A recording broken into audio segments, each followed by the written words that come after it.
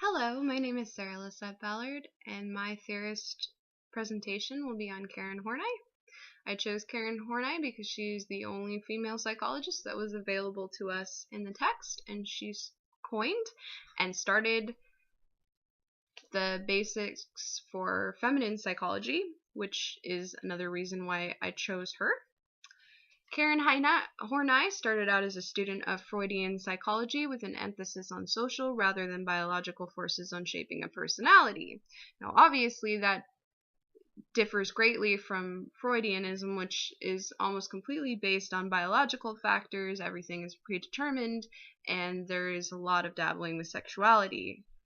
She started out as a student of Freudian psychology, but the more life experience that she gathered, the more education she gathered, the further and further she drifted from Freudian theories. One of her basic first needs that she believes that we all have is the need for safety, which refers to the need for security and love and freedom of fear. It's dependent on being loved and cared for as a child. She also believed a lot of neurotic tendencies stem from repressing hostility for fear that that love and security will go away. I myself grew up as a foster child, and I can tell you that that's a definite, very real thing. When you're in the foster system, you have a tendency to want to do everything that your host family wants you to do, obey all the rules, do everything you can because you want to impress them and you want them to like you and you want to stay there and you want to be loved and secure. And if you disagree too much with how their family dynamic works, you start to believe that there's something wrong with you because, after all, shouldn't you be thankful that someone finally took you in? I'm experiencing that also in the workplace. In some of the jobs I've held, I have discovered that if we have a particular manager who's aggressive and not very good with his employees and nobody wants to work with him, people will often just put up and zip up instead of saying anything to HR because they're, terrified of losing their jobs. So they will put up with a lot, and a lot of hostile feelings get repressed, anger and all that stuff gets pressed down, which causes more neurosis, which is just terrible. This is how you develop basic anxiety, is by repressing feelings of hostility. Not just even in the foster home system, but I'm sure everyone's gone through that stage when they're a teenager where you just don't agree with anything your parents say or do, and you feel bad because they've done so much for you, but at the same time, you want to be happy, so you want your needs to be met, your feelings and your emotions to be validated. 4 ways to protect against anxiety are by gaining affection.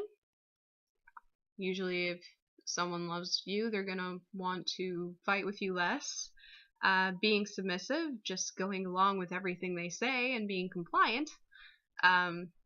Attaining power, because after all, if you're the boss, who's going to knock you down, or withdrawing just completely. The 10 neurotic needs that Horney expressed was number 1 was the neurotic need for affection and approval. Now, we all have that to a certain extent, but when I say neurotic, these are people that have extreme cases so much that it can often go into almost mental illnesses. In fact, 2 of the neurotic tendencies that we were talking about kind of go along those lines, coincide a lot with mental illness. But number 1 is the neurotic need of affection and approval, and this includes desires to be liked and be a people pleaser and meet the expectations of others. You want everyone to like you, essentially. This type of person is extremely sensitive to criticism. They don't take it very well. They don't take rejection very well, and they can be angry and hostile towards others who tend to get more love and affection than they do. Number 2 is the neurotic need for a partner who will take care of you and take your life over. I think in earlier times, women were basically raised to find a husband to take care of them and have their life course for them, essentially. We've tended to go away from that as society has moved forward.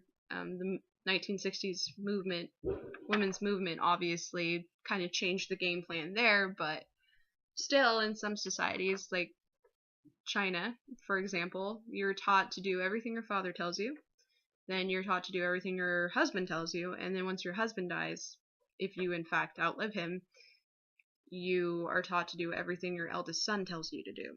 So you're never your own person in that society. And this is also why feminine psychology is so important, because men don't really have the same kind of oppression as women do, obviously. Number 3 was the neurotic need to restrict one's life within narrow borders, and that kind of goes along with the detached personality, mainly.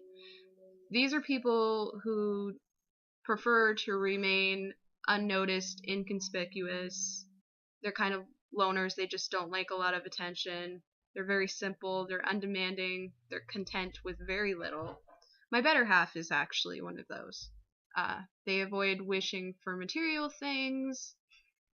They often put their needs second to whoever they're taking care of or living with, and they don't have a lot of faith in their own abilities and talents. He's not quite that neurotic. He's pretty confident and well-adjusted, but for the most part, I mean, he doesn't need like extravagant things, and he's not a material person like me.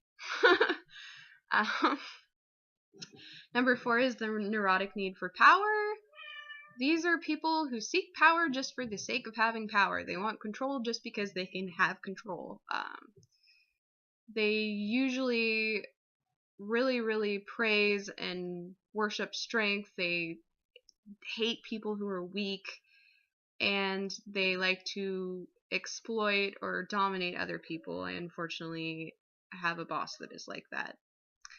And I'm what you would consider a normal person. I'm a combination of all 3 traits, so I tend to withdraw at the appropriate times, I'm compliant at appropriate times, and I can be aggressive at appropriate times.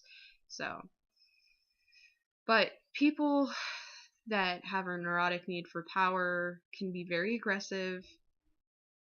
They fear personal limitations, like the worst thing that could happen to someone who is achieving personal is like an illness. An illness would be really, really hard on somebody who's looking for power, because they don't like feeling weak or not having control and feeling helpless. Number 5 is the neurotic need to exploit others, and that's the really dark side of the moon, if you will. They look at others as things, like what can be gained from being associated with them. They pride themselves on the ability to make others do what they want, give in to their bidding, and manipulate others. They look for power, money, etc. They use other people. They're a scary lot. That's kind of where psychosis comes in. The more psychotic personalities have this tendency, have this neurotic need to exploit others. The neurotic need for prestige is number 6, and those are people who value themselves in terms of public recognition and acclaim.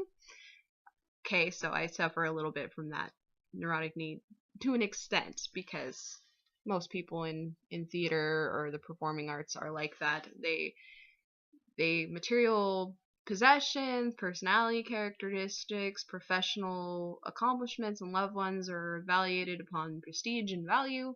These individuals can fear public embarrassment or the fall, the lack of social status, etc. I'm not quite that fearful of it, but I can definitely see where that comes from. The neurotic need for personal admiration is number 7. These people tend to be narcissistic, and they have an exaggerated self-perception of what they are and their abilities and how good they are at things. They want to be admired and respected basically for what they think they are instead of what they actually are. The neurotic need for personal achievement. Horney said that people like this push themselves to achieve greater and greater things. They're never satisfied, and it's actually because they have basic insecurities. These individuals fear failure and feel a constant need to accomplish more and more, sometimes even surpassing their own. It's like, I'm a little bit like that. I got a 3.7 this last semester, and it's not good enough. It has to be a 4.0. It's just me. The neurotic need for self-sufficiency and independence. This also goes with the detached. These people can kind of have a loner mentality. It's like, I will do everything for myself. I don't want to depend on other people, which to some extent I think could be a really good thing. Number 10 is the neurotic need for perfection.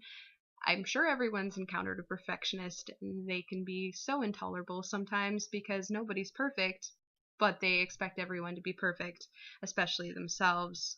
And if the slightest little thing goes wrong, they lose it. And those are the 10 neurotic needs. Now, the 3 different personality types that she talked about were the compliant personality.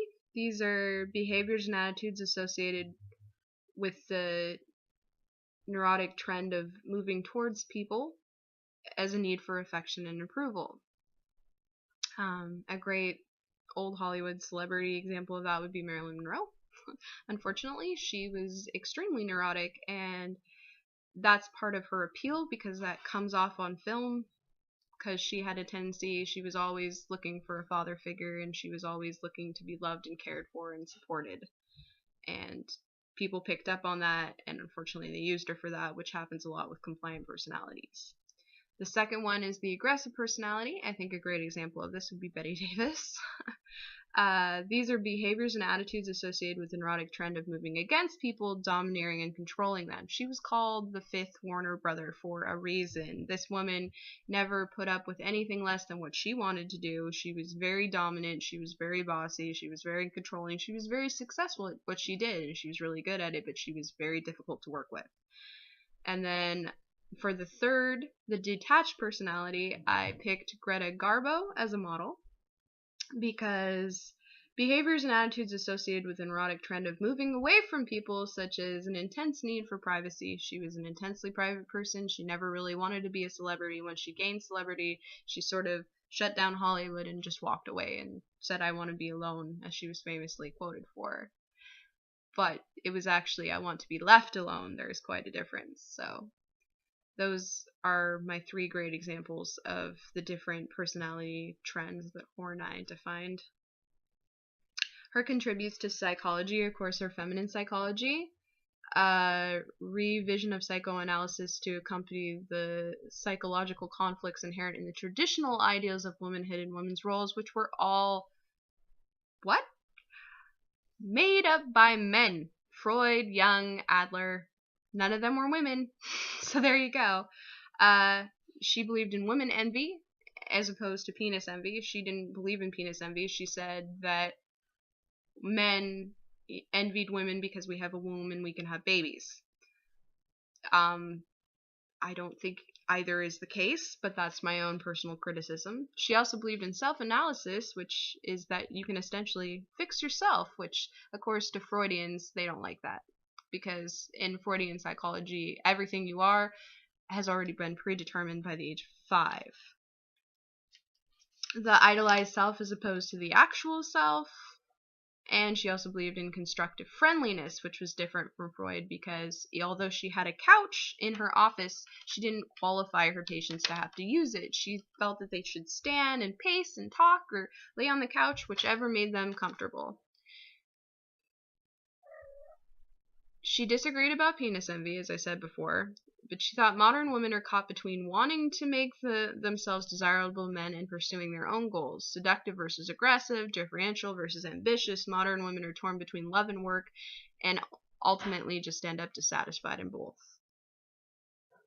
I think her major strengths are her competitive reworking of psychology to also fit into a woman's nature. Her point that women believe they are less than a man for social reasons, not because they are actually less than a man, but because that is how society is, so that you have to prepare yourself for that. You know, traditionally, a woman is a reflection of her husband, and nowadays in our society, a woman is a reflection of herself. I think it's different because I'm both a mother and an independent contractor, and like all the theatrical stuff I do is completely separate from my better half, and it seems to work out well for us. So we both like being good at the things we're good at, and we don't force each other to like our passions, so it works out just fine. Although she notes the social and cultural impacts on society, she makes little use of sociology and anthropology in precise detail of how they shape and influence personality. She used the case study much like Freud, Jung, and Adler, and was subject to the same criticisms. She didn't write things down, and a lot of people were not supportive of the one-size-fits-all mentality. However, her three neurotic personality trends appear a lot and are often diagnosed with certain disorders, such as the aggressive and detached personalities neurotics tend to go towards psychosis. In her defense, though, aren't all personality theorists kind of affected by the time frame they grew up in?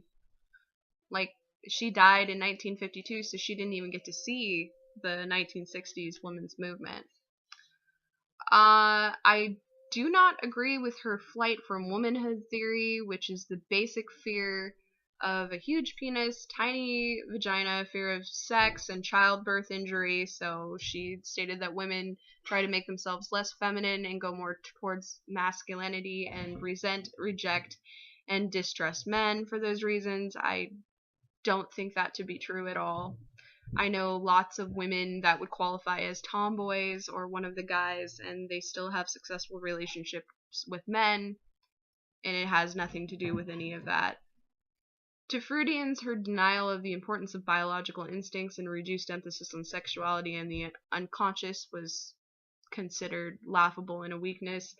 Freud himself was not very supportive of her in any way, shape, or form. He said that she was able but malicious. And of course, she was really dissatisfied by the fact that he didn't support any of her theories. But then again, she was a woman and she was disagreeing with him, so yeah. Although she's not as popular as her male counterpoints, Horney has an air of wholeness, certainty, and total dedication about her that makes her writing so interesting and understandable for the layman. Her psychology you would be comfortable using on your friends and family. You don't have to talk about some of the more bizarre theories that Freud has that are so often referenced in TV programs.